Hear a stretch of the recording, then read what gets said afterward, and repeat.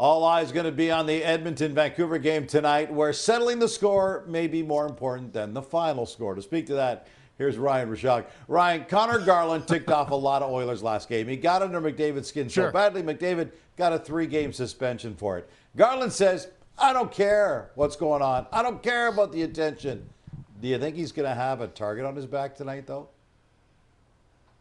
I hate to be the one that kind of goes like, pop, and lets the air out of the balloon.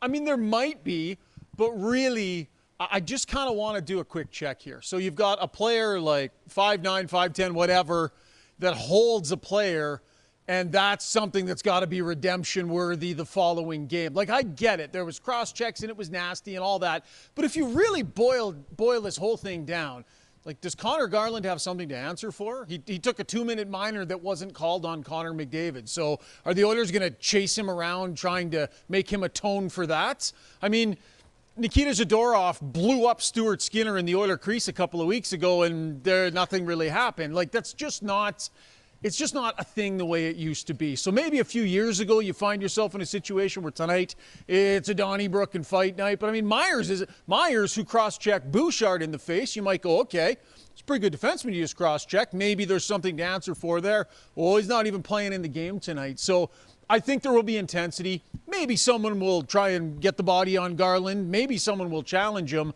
But is it going to define tonight? I just don't think that it's going to. Pop, sorry.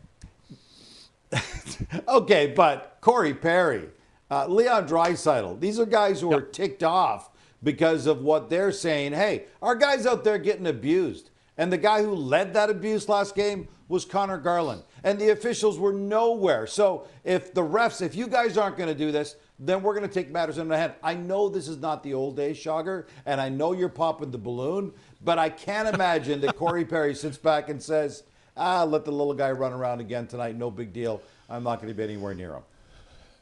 Yeah, so what I would say, Gino, is I think there is a moment to be met here. And I think the moment is more about, understanding tonight is not a night for wallflowers. Tonight is not a night to show up and not play the game with intensity. Go out, understand there's a little more of something on the line than just your average 2-point night. But that manifests itself in today's game, and with the way that this Oiler team is built, that'll be more about, sticking to details and, finishing maybe a few more checks than they might normally. I mean, they're the lowest team in the league with a bullet in hits per 60. They're not suddenly going to come out tonight and be the, 74 Philadelphia Flyers. Like, they're just not wired this way. So will Corey Perry play hard? Yes. Would he be justified in taking a penalty on Conor Garland as retribution? No. I think his coach would feel like that's unnecessary. There are times where this game needs to regulate itself. I agree with that. And Corey Perry knows as well as anybody when one of those times is. Will he push Garland hard? Will they be physical on him? Yes. Is anyone going to waste one on Garland tonight because of a missed holding call? I just don't think so. Okay, Ryan, you and I have done enough player and coach interviews over the years to know sometimes a lot of what the guys say is meant as a direct message to the officials and then the league itself. McDavid and the Oilers are pretty vocal about the fact they feel they're just not getting the calls. And in fairness, the numbers to some extent bear that out. But now that it's out there this publicly, how do you think the officials react? Do they dig in even more so, or do the Oilers start getting more calls? Yeah, it's a great question, Gino. And I think here's the thing. If you listen to what Connor McDavid said yesterday, on the suspension, he made it clear he thought it was harsh.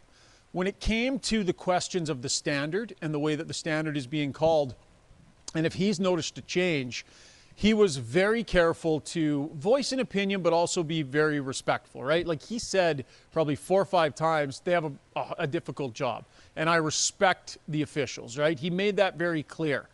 So it's this line they have to walk. What we did not hear, and it's not because the media didn't ask. Trust me, I was beating down the door like anybody want to say anything? Like, asked, does Stan Bowman want to talk? Does Jeff Jackson want to talk? Does anybody want to say anything? Wondering if this was going to be one of those moments where the team got in front of it and was like, this needs to be better and this needs to change. And sometimes organizations will do that. But the strategy the Oilers took was to campaign more behind the scenes. Connor was honest about how he felt, but very respectful of the officials. I can't imagine referees listen to what McDavid said yesterday and go, whoa, Can you believe that, right? Everybody saw the non-call. Everybody knows it should have been called. And to your point, the stats back it up. Like Connor McDavid this season, the number of penalties he's drawn per 60 minutes of ice time is way down compared to the last 2 or 3 years. So has everyone figured out how to defend him that much better, or has there been a subtle shift? And it's tough to argue that there hasn't. Okay, Mr. Balloon Popper, you say that you don't expect any retaliation out there for revenge factor. But you know these guys. Does this galvanize them? Yeah. I mean, to see Leon Draisaitl, the way he came up and defended McDavid and his other teammates come out, does this galvanize a team that maybe could have used a little extra coming together right now? Yeah, I think, you'll take anything you can get when you don't have Connor McDavid, right? So there's no question there's more juice in this game. But I'm telling you, Gino, it's different with this year's Oilers team. They are not built or wired in a way where they're going to come out and we're going to be saying early in a game, whoa, boy, they really brought it physically, didn't they? We're just not going to say that about this team. They're just not wired that way. And the players, they don't make any apologies for it. They know who they are. So if challenged physically by a team, can they handle their business? I would say most nights they can. There's a few things here and there where but I'm a bit of a caveman. But it's more about, like they will say, if a team wants to come out, and they said this today, and throw all sorts of hits, and maybe that opens up opportunity for us because we have the puck a lot, right? So if the line is crossed, you have to deal with that as a team, and I think they're equipped to do that. But does the path to victory tonight run through the Oilers all of a sudden changing the way they play and being way more physical and showing this element that doesn't come naturally to them?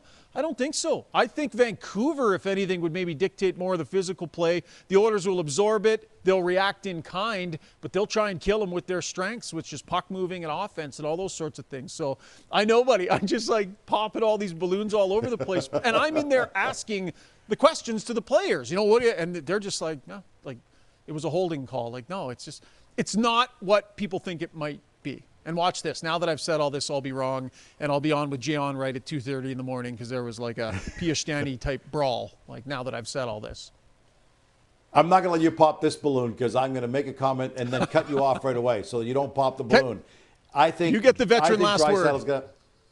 Exactly. I think Draisaitl's going to have an amazing game. In 4 games without McDavid this year, he's got 4 goals and 8 points. Add to that the fact that he was really fired up about the way things played up against the Vancouver Canucks.